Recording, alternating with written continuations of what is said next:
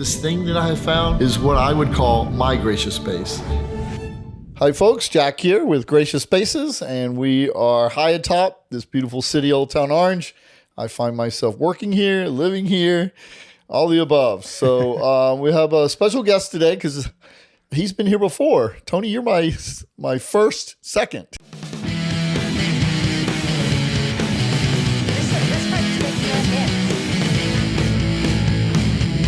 I love it. Makes sense? Yes. There's got to be someone. An absolute pleasure. Thank you, Jack. Thank you. So welcome, Tony Rodriguez.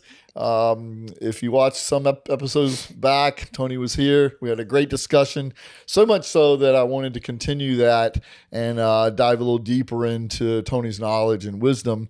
And I could sit here and say that's going to be about training in the gym and fitness and muscle, but we're going to go even deeper and go into the mental aspect of it. Love that. And it's interesting.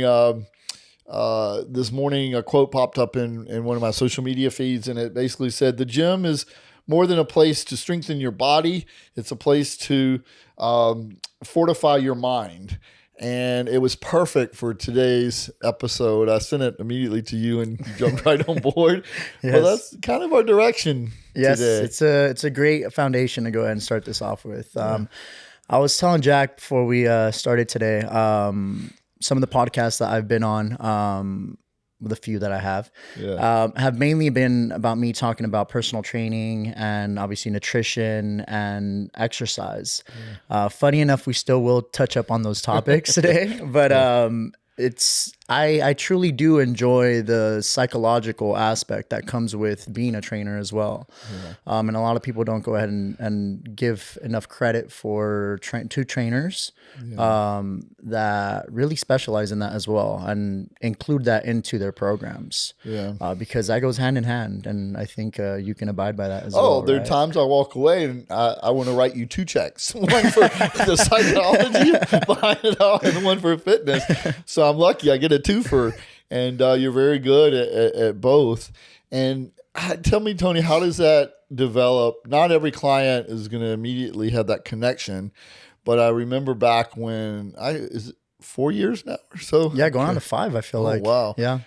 And I remember I was kind of stubborn a little bit and resistant of that philosophy or way of thinking. I just wanted to go in, get big, tell me what to do, and do it. And I quickly jumped over to your philosophy. The generalized meathead philosophy, right? That's right. Put my hoodie on, my earphones, kind of the cave kind of mentality. Don't distract me. Right? Yeah. But when was that turning point? I don't. Have you always kind of been down that lane, or did you have a turning point? So for myself, one of the first things that I do, I actually really enjoy doing that with my clients, is breaking down those walls. And I think that's going to go ahead and determine whether or not we're going to have a good working relationship as well. Because it doesn't work with everybody. But pass the test. Good. You pass the test, Jack. Yes. Good. Because not only is it going to make it a lot easier for you to achieve all your goals, but it's going to make my life a lot easier to help introduce all those concepts to you, right? Yeah. And it's going to be easier for you to follow them as well. You're going to be more motivated to follow them. So with most clients, it's not just, most of them come in with the perception that they're coming in to try to become their best physical self, right? But under my agenda, I'm trying to make sure that they become their best mental self as well, right? Not just working on your physical health, but working on your mental health. We know that goes hand in hand. If you're not mentally prepared to go ahead and push yourself towards physical limits, then you failed before you even started, right? So we have to make sure that foundation is set. But for you in particular, I feel like it wasn't too difficult. Yeah, I think you. Well, I'm a curious thinker at heart, so I quickly kind of learned. Yes, it goes together. But I think that has to do with, and correct me if I'm wrong, is you had to establish credibility in myself first. You had to determine whether or not I was just talking, excuse my French, out of my ass, right? Or was I actually trying to go ahead and help you for your best interests, right? was I seeing you as just a paycheck, or was I actually talking from my heart and trying to help you out and trying to, I actually seek your best interest as well. Oh, absolutely, from your heart. I mean, I appreciate that, it's more Jack. than that. It's your passion. It's not just a job to you. For sure. And And that's truly what allows that to be a very healthy environment for both. But yes, it's for me, it's understanding what is it that's really blocking you mentally, right? those barriers. Those barriers, exactly. Yeah. And one of the topics I thought of really bringing up today was vulnerability in general. And what I realized, just establishing relationships with people, what's helped me establish really good relationships with people is being the first person to be vulnerable in that relationship. I have no problem or struggle. I don't struggle at all being vulnerable in situations like that, at least. So I'll go ahead and put myself out there. With that being said, you're a lot more relatable when you're the first person to be vulnerable as well, right? It's interesting. I just been writing some brief notes and what kind of the path or questions I wanted. That was one of them. And mainly in the realm of men. And I mean, you think of the gym, masculinity. It's hard for guys sometimes to be in that level of vulnerability to get down there and understand it. I agree with you. Yeah. I think it messes with them, and it comes down from generational thoughts also, and ideas that have been passed down. I don't know about yourself, but for myself, coming from a Hispanic household, it was a very traditional Hispanic household. So the ideas and the pretty much the concept that I learned about being a man was toughen up. Right? You don't cry. You don't allow yourself to go ahead and feel emotions. If you're going through stuff, toughen up, man up, right? Yeah, right. And I think that's the biggest problem right now especially with men in our generation is that they've been taught this, and because of that, they hold all these emotions in place, and they never let that out, and they never have anyone to have conversations with also, right? That's a big problem, and that gets put out into their other relationships in life, into their intimate relationships or their friendships as well. And that's a huge problem. I recall you sharing with me once a story about your dad and being a soccer dad and sending you down that path. He was going to make you be the best soccer player you possibly My could dad be. was yelling at me louder than the coach was on the sidelines. Right. It was. So that was something that I had to go ahead and deal with myself. I think that was one of the biggest struggles that I dealt with. And I'm an only child as well. So I had to learn how to create very good relationships. If not, I was going to be a very lonely individual. Yes.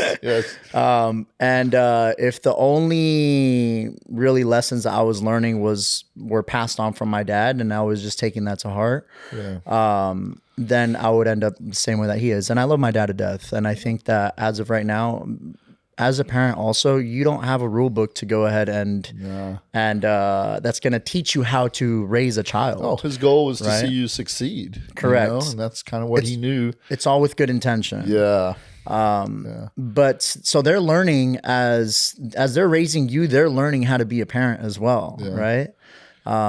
So it's funny, not funny, but interesting you mentioned that, because in my mind, as you were talking, I was thinking about that turning point for you perhaps. But when you started your fitness career to help others in their journey, you had no playbook either. Just like a parent. Yeah. So you went into your clients kind of navigating. You had to find your way a little bit. So it was very similar, I think. It's a good analogy. It's a perfect analogy. Yeah. And as you did, your how-to and how you teach it evolved as well. Yeah. And to your clients. Definitely. Do you kind of remember kind of that, or? Oh, 100%. Yeah. That's exactly the route that I went down also. That's a perfect analogy because I could relate to that. Yeah. As I was training and coaching, I learned how to become a better coach through the experience that I had, right? Yeah. Different experiences allowed me to go ahead and gain different wisdom as well and knowledge. And taking different approaches for future clients as well. Do you recall any sort of major failures that you had to? I know that I failed quite a bit in training, yeah. But as far as major failures that go, I think it's just more so a learning curve of understanding how to deal with individuals. Curve itself. Yeah, exactly. That within itself. Yeah. I think now as a coach, I feel like I'm pretty confident in being able to go ahead and determine whether someone is one coachable or not, Yeah. right? And also the approach that I'm going to go ahead and take behind that. And take them down that road with you. Correct. Yeah. Yeah. But yes, I think going back to just that being a male and understanding what it means to be a man in general, right? Yeah. And how that affects our mental health. You have to. I actually go based off of. I try to teach 4 pillars is what it is. 4 pillars of health. Okay. And that's exercise, nutrition, stress, and sleep. So when we talk about mental health in general, also, it's whether you're a man or female, it's learning how to go ahead and take care of yourself and self-love overall. Yeah. Right. And we talked about taking care of a human being. I feel like for the majority of times, we're very good at taking care of other people more than we are ourselves. Interesting. Yeah. And if we took that approach or we saw it from that perspective, we would never go ahead and treat somebody else the way that we treat ourselves. Yeah. Right. But sometimes we don't have that guidance of where do we even start. Respecting ourselves. Exactly. Yeah. So sometimes those 4 pillars are very helpful for just figuring out a place to start, right? Take care of your nutrition, take care of your sleep, take care of your stress management. And if even one of those is even removed from the equation, you could go downhill fairly fast. Correct. I feel like. Yeah. You don't have to overwhelm yourself and try to and be 100% with everything, but as long as you're focusing on at least one pillar at a time, right? That's important. At least you have a place to start. Or they're connected together, so if you kind of tiptoe into one, eventually the others are going to fall into place pretty easily. You know, I struggle, of course, and you know this too, with my diet a little bit and monitoring that. And so I would consider that being one of my biggest challenges in the overall goal as well. Yeah. And depending on the individual, they're going to go ahead and struggle with one pillar more than another. Yeah. Right. Some people are going to superb and find one of those a lot easier to incorporate into their lifestyle. While others find those same pillars very difficult to achieve. Do you find that it is achievable, though, to have all those in line? Most definitely, yeah. I think when you look at someone that lives an overall healthy lifestyle, right? Yeah. If you don't even know where to begin, that could seem like climbing over the tallest mountain, right? Yes. It could be very overwhelming. You're like, there's no way I'd ever be able to live like this person. Sometimes but that person, we're probably being a little more dramatic about that as well. We're making that happen in our mind that it can't happen. Correct. Yeah. And I think that when you think about that, that individual probably didn't start living that lifestyle overnight either, right? It probably took them some time to develop those habits and eventually develop that lifestyle. But even with yourself, when I go ahead and coach, I try to make it so that you're only focusing on one small thing at a time. Yeah.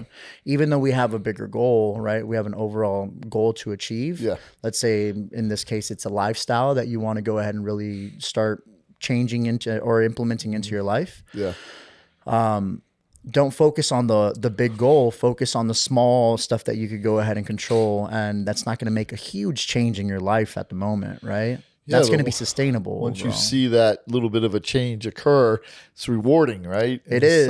But aside from that, it's actually how you feel. You notice the way that you feel. You feel very different. Someone that eats crap all the time, right? Yeah. In comparison to someone that starts eating healthy, you notice, you know what? Like, I actually feel like I have more energy. I feel lighter. I don't feel as bloated. I feel like I don't have as much brain fog. I feel like I can think clearer, right? Well, and that trickles into depression, anxiety. Yes. All those things. Correct. As well. Yeah. That's a problem. It's when we talk about chronic illnesses in general. Also, it's usually from those 4 pillars not being set in place, right? Well, the gym I view is sounds kind of corny, but it's a safe place, right? It should be, yeah. You know, and it's a place to go and be able to open your mind, free your heart and your mind out to, I call it my time. I can't imagine. I'm lucky enough where I can see you 3 days a week, but I can't imagine not being able to do that. Yeah. You know, But see, you've established that lifestyle now. yeah, And I think someone could even look at you and think to themselves, there's no way I'm ever going to see myself working out 3 or 4 days a week. Yeah. Aside from that, feel like I'm actually enjoying it. Yeah. Right. yeah. And even you didn't start working out until later in your life as well, right? Really being consistent with working Yeah, out. late 30s, early 40s. Yeah, I knew I need to make that change. So Yeah. I can guarantee you that even the younger version of yourself would probably look at you right now and think to themselves, there's no way I could go ahead and find myself doing that and actually enjoying that and seeing that as my lifestyle. Well, right? I'm waiting for the abs to come in. So just so you know. 4 pillars, Jack. 4 pillars. All right, which one do I need? Have you seen that philosophy that you're hip on right now, or not just hip on, but you practice what you preach? But have you seen that change over the years of this industry? The mental aspect of it coming to the forefront and being a part of the daily goals. I think that people are bringing more awareness into mental health right now, more than ever, which I love. I believe I had told you one of the philosophies that I love to live by is I want to live my life the way that I would aspire to be someone that I admire very much, right? Right. So anytime I make decisions in my life as well, physical or mental, Yeah. I think back on that philosophy and I try to go ahead and not be a hypocrite about it also and really follow through with that. Yeah. Is I want to make sure that I lead my life the way that I aspire to be, right? Yeah. Someone that I really admire. Yeah. So when you think of someone that you admire, someone that's trustworthy, somebody that's loyal, whatever character traits that you go ahead and bring onto the table that you find admirable, Yeah. that's a person who you should strive to be also. Does anyone come to mind quickly for you that you do admire and look up to in this? There's a few individuals that I wouldn't necessarily say that I would want to live the life that they live, but they have characteristics that I truly admire. Jay Shetty is one of them that I follow on social media. Also, that he's got a beautiful mind, honestly, and what he preaches in general. I think it's very admirable. On top of the way that he thinks, it's the platform that he's able to go ahead and utilize and spread that his belief system, right? Yeah. But there's many individuals like that. And I think now that we're on this topic also, how social media plays a role in this. Oh man. Right. I think social media is a very powerful tool. But you could either use it for a pro or a con, right? It could either be your detriment or it could be your best asset that you have in your playbook. Well, and there's different buckets of that you might gravitate toward on social media. There's the kind of screaming, gung ho, got to get this done kind of, and then there's a peaceful, mindful. I mean, there's all different buckets you might want to fall into. Correct. Different individuals are motivated by different styles of motivation, right? Yeah. Do you? We talked a little bit earlier, and feel free to share or not share because it's maybe a little more personal. But a mentorship, where you're going to dive into. You've always kind of done that with your clients, but is the next step to bring on others kind of under your wing as far as what you do? Definitely. I think that I'm always working on myself, Jack, so I can't. I'm never going to get to the point in my life where I'm going to say, you know what, I'm exactly where I need to be or I strive to be. That doesn't mean that I'm not grateful for where I'm at. Well, what I love about that too, to interrupt real quick, is even our conversations, and I imagine they're similar to your other clients as well, maybe different topics or subjects or avenues, but you listen very well. And I think we both do, and we don't always, we're not saying that that's what we believe in, but we're open to other views and viewpoints. Yes. And you do that very well. And that's, I think, a part of this whole opening your mind, being curious, knowing all sides of the fence kind of thing to help us all be successful and grow as individuals. Yeah, I couldn't agree with you anymore. Yeah. I think that's truly what makes someone a very intellectual individual as well, is somebody that's willing to open their mind and listen. Yeah. Most of the knowledge that I've come across is from just sitting down in rooms and just listening. Yeah. Right. That's hard for people to do sometimes. It is. It is. Hard. Yeah. It's especially if you have very strong opinions on stuff. So I think that I've learned to have strong opinions on certain things I truly believe in. But I will never be closed-minded about anything. Yeah. I'll listen to whatever it is that you have to say, and then I'll give you my opinion on it, right? Yeah. But if I notice that you're an individual that doesn't take opinion too kindly, then that's when that conversation stops. It's back off a little bit. So it's important to bring awareness to that also, being aware of that. Yeah. How do you balance? I know you love to travel, you love food. How do you balance that when you're away? Oh, that's part of the lifestyle, Jack. So for myself, even when I travel, I make sure that I'm still trying to be as considerate as I can of those 4 pillars. Yeah.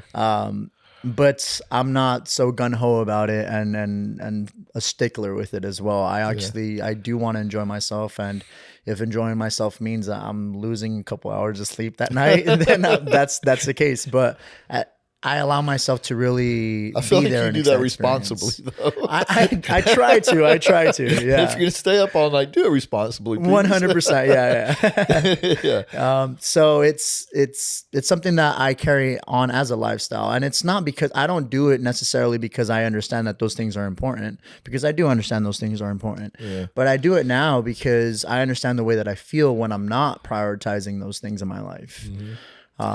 And I don't want to feel like that. Yeah. And whenever it is I do feel like that, I find myself quickly gravitating towards really prioritizing those 4 pillars once again, right? Yeah. Where do you take yourself mentally to prepare for the day or get your day going or in the day? Is it through meditation? So I try to be as proactive as I can about situations, Jack. But I'd be lying to you if I told you that I don't fall off the track sometimes, and that within itself, I feel like I have pretty good intuition. So whenever I start feeling a certain way, I realize that I need to start prioritizing more of maybe nutrition or maybe sleep, right? It's the better that you become at listen. We're talking about being good listeners. Yeah. It also goes in hand with being a good listener to yourself and your body and what your body is telling you, right? Yeah. So if I'm groggy or if I start getting brain fog, right, and I feel like I'm not really operating at my full capacity, I have to go back into the checkbook and see, okay, where in those priorities in my lifestyle have I kind of been lacking, right? And for the most part, I feel like you could pretty much point that out fairly quickly, right? When you do that. And that's pretty much what I've found myself doing sometimes. But that's something that even I'm working on, is trying to be a lot more proactive about the situation. And before it actually gets to that point, just making sure that you're consistent with that lifestyle. That takes practice. A lot of practice. And it goes even beyond the diet and the sleep. I would think a relationship with a friend or a significant other or your job, your work. There's different industries of work that might affect this. I think that that can often pull you down even further or deeper. Without, you struggle to get back to where you want to be, and recognizing those relationships that may not be working for you. It's true. You're stuck in it. When you do find yourself in that situation, though, one thing that I've realized is that people, the majority of times, the answers that they're looking for, they're usually looking for a crazy intricate answer or a solution, right? Like I need to start taking like pills, for example, or now like the supplementation is heavy also with like mushrooms. Those are great for you as well, right? But once again, they're supplements. But it could be something as simple as like going for a walk. Right? Clearing your head. A perfect example was one of my clients recently. He came in the morning and he's like, and you could tell he just wasn't all there, and something was on his mind. And he's like, you know what? Like, I'm going to be honest with you, Tony. I'm not feeling like myself today. Yeah.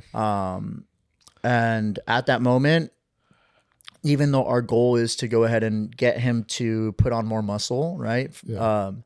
I said, look, you're not going to be focused on this. We're not going to stray away from the plan deviate from the plan by making a change right now. But what we need to go ahead and do is make sure we take care of your mental health first, because we can't focus on anything else before we establish that foundation. Yeah. So I said, when was the last time that you went for a walk? Yeah. And he said, honestly, I can't remember the last time I went for a walk. I don't think any of us could, really. Exactly. Yeah. I said, well, what I've come to realize for myself, if I don't feel like myself, sometimes I just go for a walk, honestly. And it's by myself. I don't put headphones on. I don't listen to music. I allow myself just to be in the moment. And give myself maybe 45 minutes to an hour of walking. Honestly, if you don't have that much time, even 30 minutes can make all the difference. Yeah. But we spent 45 minutes that day just going on a walk. I said, look, I go down this path sometimes in between clients and walk with me and see how you feel afterwards. So we went on a walk. During that walk, we had a great conversation as well. And after that walk, when we got back, he goes, Tony, honestly, there's absolutely no way. If the minute that you told me that we're going to go on a walk, I said, how the hell is this going to help me out? He goes, but it's amazing how just something that simple has completely changed the way I feel right now. He goes, I know 100% if I was in the gym working out, lifting weights, I feel like because it's so repetitive for me at this moment, I don't feel like that would have done much for me. Well, and there it is. I mean, that's how the two are so important together, you know? Correct. It's all about that mental awareness. You're not doing yourself any good if you're sitting there trying to lift and your mind is way over here. So I found that outstanding, and I applaud him for going and following that lead. Yeah. You know? And now hopefully he starts incorporating that into his life a little bit more often also. And I went back and told him the same thing. It's all about being proactive about it before you actually get to this point. Making sure that you're constantly doing it so that you don't get to that point. But when you do get to that point, understand what you can do to kind of pull yourself out. And when I think of individuals that are really suffering from mental health in general, about 80% of these individuals are probably lacking one of those four pillars, if not more than one, right? And when you really start focusing on those things, I think that's a great start for a lot of individuals, because I think that's the majority of the time these individuals are struggling trying to figure out what direction they should go. They should go down, right? And they're shooting in the dark most of the time. I love that you've identified them as four pillars, and so I think it's so important. I'm going to have you repeat those four again for us, if you don't mind. No problem at all. It's out there. So we're talking about nutrition, sleep, exercise, and stress management. And I'll give you an example of each as well. So nutrition, what I mean by nutrition is making sure that you're actually getting nutrients through your food. People eat for pleasure, not for nutrients nowadays, right? Oh, that's a big statement. You're right. It's huge. And it's unfortunate. It's good. It's okay to eat for pleasure every once in a while, but that shouldn't be the majority. That shouldn't be your priority when you're actually sitting down to have a meal. Right. If the majority of the time you're prioritizing nutrients in your food, then you're nourishing your body, right? That's what nutrients are. It's nourishment for our body. So nutrition. Number one. When I feel like too, there are, because food is such a big deal these days, as far as enjoying it and pleasure, I still feel like you can go to most menus and pick through that menu and make smart choices. Oh, 100%. And I feel like nowadays so many restaurants are on board with it. Because more and more people are bringing awareness into nutrition and just health, overall health in general, right? So yes, you can go to almost any restaurant now and pick something that's healthy on the menu. If need be. So don't make that difficult more than it is. Exactly. Okay. So nutrition one, sleep is another one. A lot of individuals are just not getting enough sleep. People are functioning off of 4 or 5 hours of sleep. And studies show that we need, as human beings, we need about 7, 8, 9 hours sometimes for some individuals of sleep. Solid sleep. Exactly. And it's unfortunate because this is the first domino that gets knocked over in a array of issues that come in our life, right? Is you could go ahead and trace it back to your sleep. You're just not sleeping well. Are you a firm believer of naps? Oh, definitely. Yeah. If I need a nap, I'll go ahead and do 10, 15-minute naps, and they'll do wonders sometimes. Yeah. And I'll try to go ahead and push those out only on the days that I truly feel like they're necessary. Yeah. Because then sometimes you adapt to that sleep cycle as well, right? You don't want to get in that. No, because then 12 o'clock in the afternoon comes around, and if you're used to taking a nap all the time and you have something important to do, you don't want to feel like you're ready for bed, right? Go take a walk. Go take a walk. Exactly. Go take a walk. Going. Yeah. So sleep, nutrition, stress management is another one. Stress management, something that you could go ahead and do for that is, and that's subjective to each individual. Meditation is a great form to go ahead and do so. And I feel like that term gets used around so loosely. Meditation in general could be used in a bunch of different forms. Yeah. Meditation can be seen in a form of just sitting down with yourself, just being 100%. Just allowing yourself to listen to the sounds, smell the aromas in the air, whatever it is, just allowing yourself to be present, whatever that means for you, right? Listening to music, sitting down, listening to music. That's a form of meditation also. Or sometimes meditation is even just having a conversation with a good friend. Yeah. Right? That's very meditative. Yeah, sure. So all those are great forms of stress management. Figuring out what works best for you and what you actually enjoy doing is very important because that's a subjective part about it, right? It's not a one size fits all type of thing where you're forced to go ahead and apply one form of meditation or stress management. Learn what you like to do and what you feel like you enjoy doing. Oh, I used to have every excuse in the book. I got to work. Once I hit work or this or that, or people calling and everything. Yeah. No, we all can carve out some 15 minutes. It's so tough nowadays for people to just be present.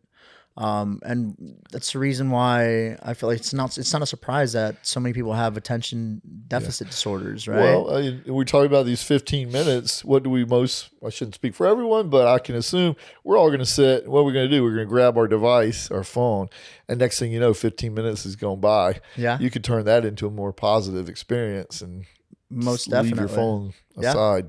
Yeah. And even if you are on your phone, we talked about social media sometimes being an asset to you. If you are going to be on your phone, be very intentional about what it is that you're looking on your phone. Yeah. Right? Yeah.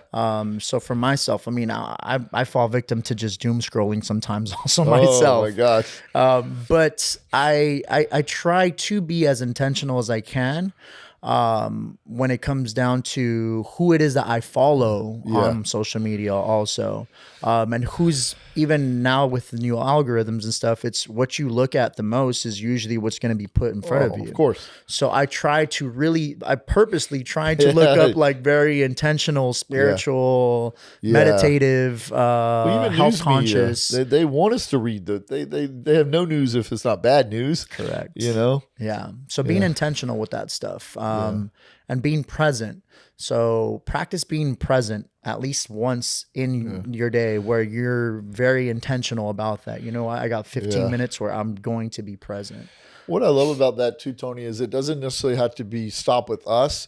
We could go and simply telling someone how great they look that day, affirm people, kind of give back in another positive way. A hug. It's leading with love, Jack. That's what it is. It's that goes back into, I think that's very helpful for individuals that are going through mental health issues as well, is that start applying more love into your life externally, right? expressing yourself with love and empathy as well. Yeah. Not only is that going to help you for your mental health, but that's going to make you a better human being overall also, right? Feel good. And feel good 100%. Yeah. And on top of that, the relationships that you build with people are going to be a lot more genuine as well and authentic. Authentic. Great word to use. Yeah. Yeah. Okay. So that's 3, right? Yep. Okay. We went stress, nutrition, sleep, and exercise. So exercise is... Yeah, I started laughing because it's so funny because I bet a lot of people will put that first.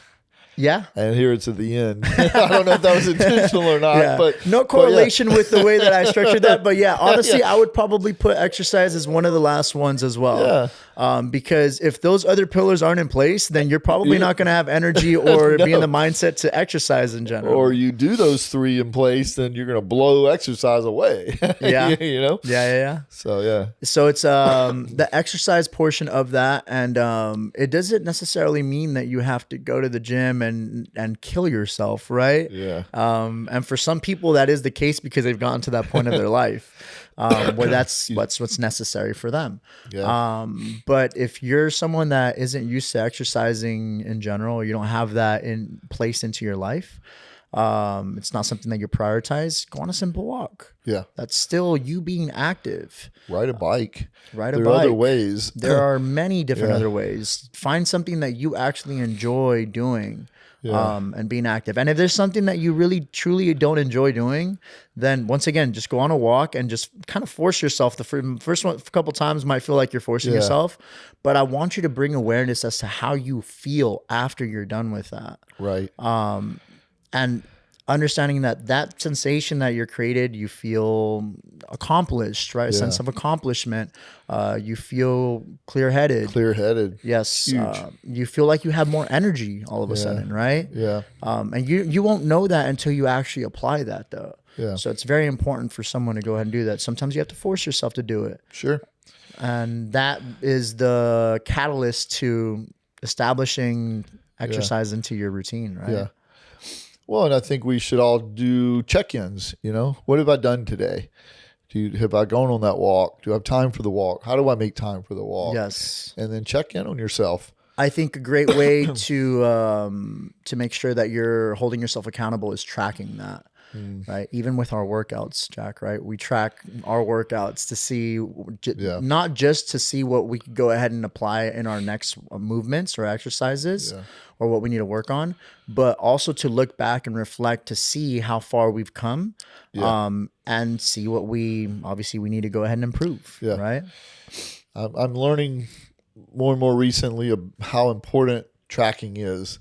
I like that in my diet tracking, but I love how we do track our successes throughout the day. And you're always great about telling me, hey, we actually dropped 5 pounds on that exercise, but that's okay. You listen to your body, you're fine. Yeah. And what do you tell me is how you do it correctly that counts. Yes. It's the form.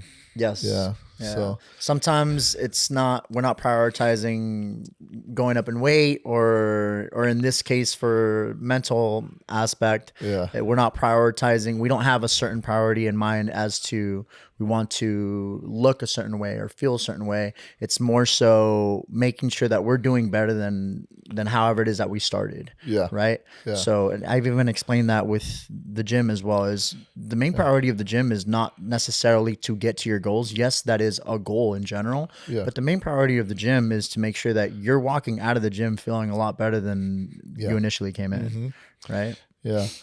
What's your next step? Where do you want to see yourself go? For myself, Jack, I feel like I still have a lot of room for improvement. I think my next step is to really start prioritizing we talked about the 4 pillars, prioritizing all those as well, to the point where I feel like it's something that I could go ahead and do just mindlessly.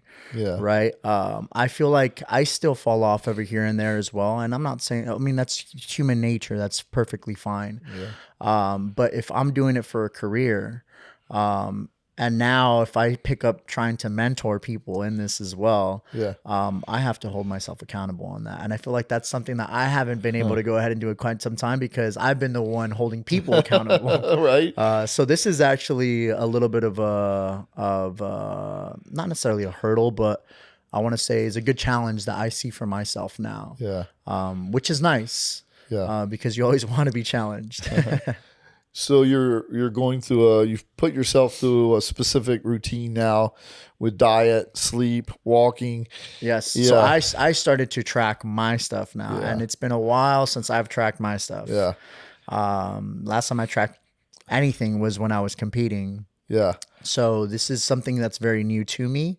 But I definitely noticed the difference as well. Yeah. And I think the interesting part is the friendships concept that comes with that as well, because maybe your friends might be used to you being very readily available at certain points of that relationship, or they're used to you acting or doing certain things Yeah. and being open to doing certain things as well.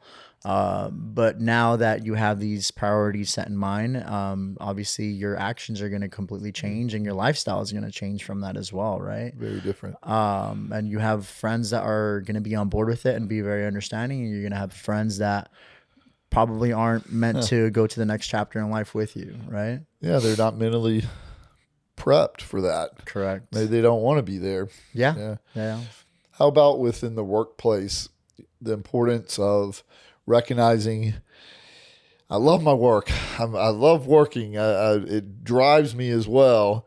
There's still a period where you still need to pull back from that and do all of these things to keep you your soul kind of fed. Yeah. You know, it goes all along with that. Your soul and heart can't be full if you're not doing some of these things. Is that Yes, that coincides with that. I think what correct me if I'm wrong, but where you're going with that is it like making sure that you also have a sense of purpose in what you're doing? yeah? Does that kind of go yeah. with that as well? It can absolutely. Yeah, that's where my head goes in that direction. Yeah. At least when you say that, is I think it's easy to go ahead and incorporate these things into your life. If in your workplace you feel like you actually have a sense of purpose when whatever it is that you're doing, right? Yeah. You don't feel like it's just a job. Yeah. You feel like you're actually making a difference. Whether you're a Those mailman, whether you're an ice cream server, whether you're a personal trainer, whether you own a shop. Yeah.